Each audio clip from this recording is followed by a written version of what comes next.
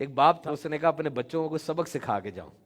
اس نے بڑے بیٹے کو بلایا, کہا جاؤ وہ درخت دیکھ کر آؤ. گرمیوں کے دن تھے.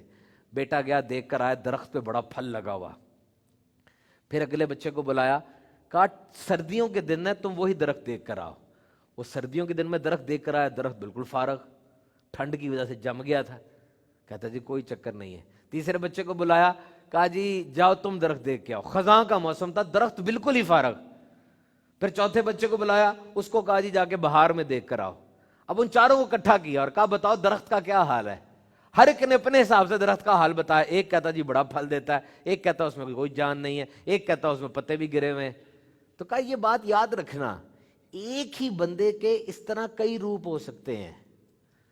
ہو سکتا ہے آپ کو اس نے فائدہ نہ پہنچایا ہو, میرے لیے بڑا فائدہ مند ہو سکتا ہے جس وقت آپ اس سے ملے ہو اس کو غصے کی خزاں آئی ہو اس کے اوپر, جب میں ملوں اس سے اس پہ خوشی کی بہار آئی ہو. اب یہ بڑی ہی غلط عادت ہے کہ آپ جس سے ملنے لگے نا, کوئی بندہ پہلے ہی آپ کے کان بھر دیتا آ کے, اوے یہ نہیں صحیح بندہ, وہ یار بڑا فارغ ہے, میں چھڑ دے, ایسے کھولنا چاہیے.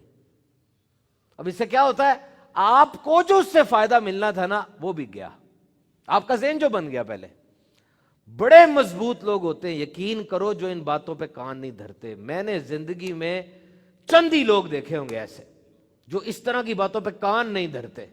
بڑے مضبوط لوگ ہوتے ہیں جو کہتے ہیں پیچھے ہٹو, میں خود چیک کروں گا. یہ بہت کم لوگوں میں ہوتا ہے. میں نے ایک جملہ پڑھا, اگر آپ کو سمجھ آ جائے, وہ تو سمجھ آ جائے تو اوئے ہوئے ہوئے. کہتے ہیں we always fall in love with other person flaws. A perfect person is impossible to love. جب بھی کسی سے ہمیں محبت ہوگی نا, اس بندے کی کسی خامی غلطی سے ہی ہوگی, کیونکہ جو پرفیکٹ بندہ ہوگا نا وہ محبت نہیں ہونے دے گا آپ کو.